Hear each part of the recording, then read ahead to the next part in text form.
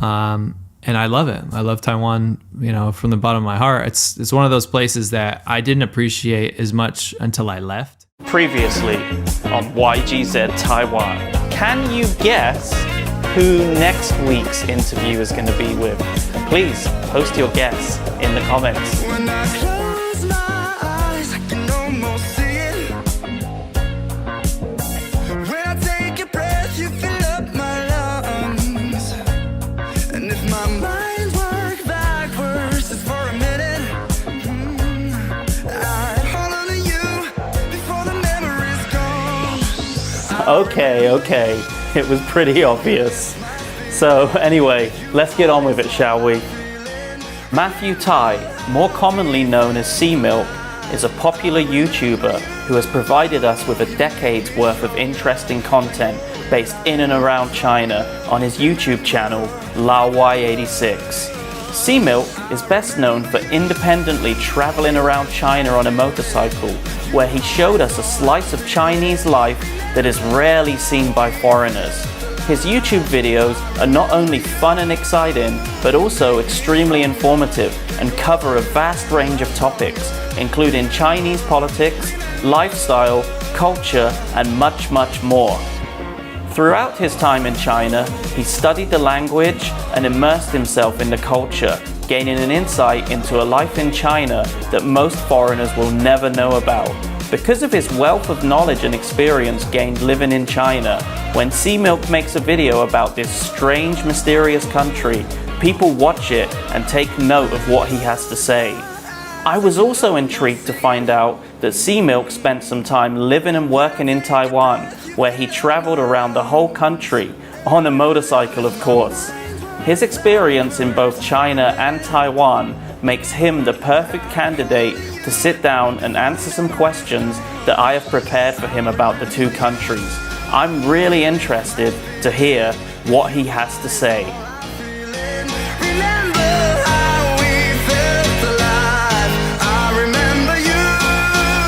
You make me stronger. Can't go without it much longer. I remember you. Hey there, everyone. This is Laowhy86 on YouTube, and I actually used to live in Taiwan. I lived in Taiwan from 2010 to 2011, about a year and a half. And I went there initially because, actually, 1 year after I moved to China, and actually I originally planned to move to Taiwan, not China. I didn't really have any interest in moving to mainland China.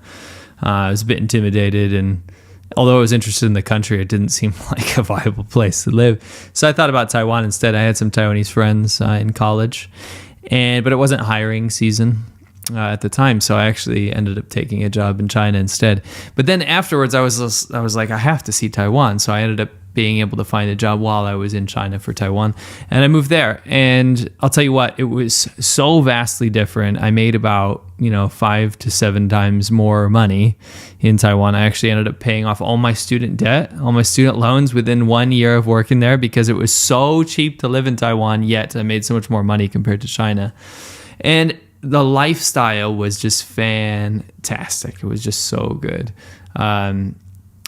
It was an adventure unto itself, and it was so different from China that I knew that I should have gone there to begin with, but I ended up leaving Taiwan after a year and a half just because I felt like my eyes were opened up to China. I really wanted to see what the rest of the country had to offer, and it's massive, right? So although I finished exploring Taiwan, I had always planned to move back there. And if I hadn't moved back to the US, I'll be honest with you, that's exactly where I would have moved.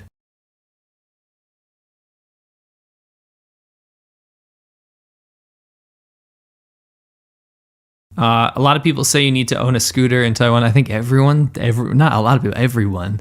And if you don't have a scooter in Taiwan, what in God's name are you doing? I mean, it was like a job requirement at the school I worked at. How else are you going to get to and fro school? I mean, the public transportation system is not. It's not. 嗨，大家好，这是飞波，这里是 VSMEDIA。想让更多人看到你吗？欢迎来投稿，投稿链接就在这边。Amazing, but it's not bad. But I don't really know anyone that use public transport. I think one of the huge allures of Taiwan is that you can easily ride a scooter around. You know, like a little 125cc scooter, it'll go 60, 65 miles an hour, get you around the entire island. I mean, without a scooter, I just couldn't imagine being in Taiwan, because you're living on this tropical paradise island where everything is beautiful and everything is really, really convenient, and the roads are spotless and amazing.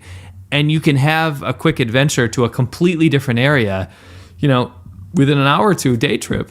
I mean, I remember my buddies and I, we had this little challenge. We'd do this all the time. We would go and ride up into like the betel nut forest, basically in Zhanghua, like right outside of Zhanghua where we lived. And we had this idea one day. We're like, if we play at the beach and hang out at the beach like in Tainan, we could actually go from like Tainan into the interior of Taiwan all the way up to where they're getting frost, basically up in the mountains in Hehuanshan. And so we'd be able to technically see a bit of snow, and then at the same time go mess around at the beach within one day, just within hours of each other. And we did it, and it was just one of those things. Like I could only do this in Taiwan. This is so awesome.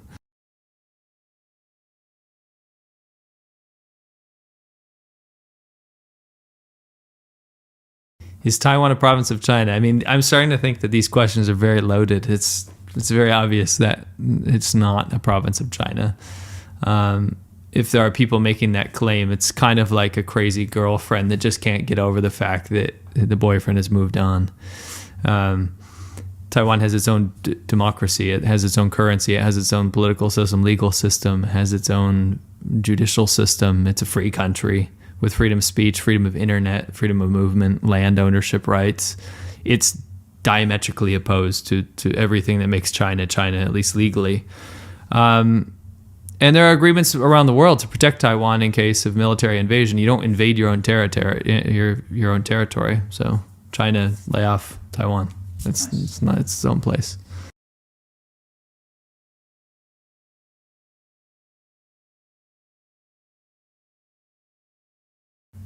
Taiwan's important in 2021 mostly for the chips. I'm not talking about Doritos. It's mostly important because they're the main manufacturer of the world's chip supply. And everyone's vying for that. I mean, you see the global chip shortage and what detriment that has to a lot of nations. So when you are relying on one small source for this, it becomes globally strategically important. And then also just because of its position, I mean, the position in the Taiwan Strait and the South China Sea, any flashpoint that's going to happen when trying to keep China at bay militarily is going to happen around that area. Not to mention China's constant threats of trying to take over Taiwan, and at least promising its populace that it's going to do so. And like I said previously, the agreements that Western democracies have kind of put forward, saying that we will protect Taiwan in a military conflict, it makes Taiwan a massive potential flashpoint and also very strategically important.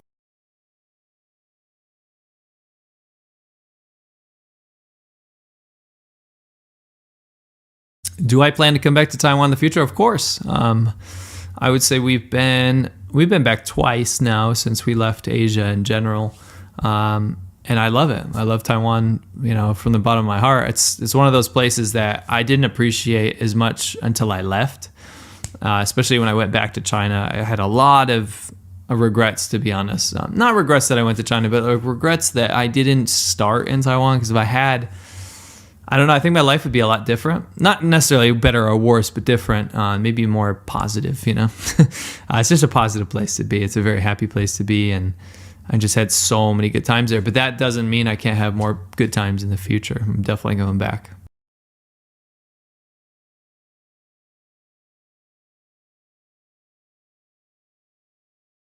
Message to Taiwanese people, I think it would be super cliche to say, stay strong. I mean, how do you stay strong against this massive 1.4 billion, people up north being told that you're the enemy and traitor, renegade province of their country that they deserve to take back? What I want to say is don't ever fall into the trap of trying to keep your mouth shut because you're intimidated by China or the Chinese government. You are your own populace, you're your own people, and I'd say the biggest message is to people that think that Taiwan is a bargaining chip or some sort of peon in this world. We're talking about more vibrant democracy than my own country in the U.S. It's something worth fighting for, and it's something that shouldn't be taken for granted. I think that anybody, like I said, anybody that is trying to say that Taiwan is like a part of China needs a severe wake-up call. It's not yours to claim. And I think the general rule of a country, whether it belongs to something, another country or not, is ask the populace. When the vast majority of the people in Taiwan want nothing to do with China, I think that tells you your answer, right? So don't let international politics or people kind of looking down on you because you don't have the power to stand up for yourself get in the way of the fact that you are your own country or your own people, and you should be proud of that. Good stuff there. I 100% agree with everything that he just said there, and I'd really like to thank C-Milk for taking the time out of his busy schedule and agreeing to answering those questions for us. It really was fascinating to hear what he has to say about China and Taiwan. And if you haven't already, go and check out his channel on YouTube and subscribe. Well, anyway, that's it for another video from me, YGZ Taiwan. I'll see you guys next week.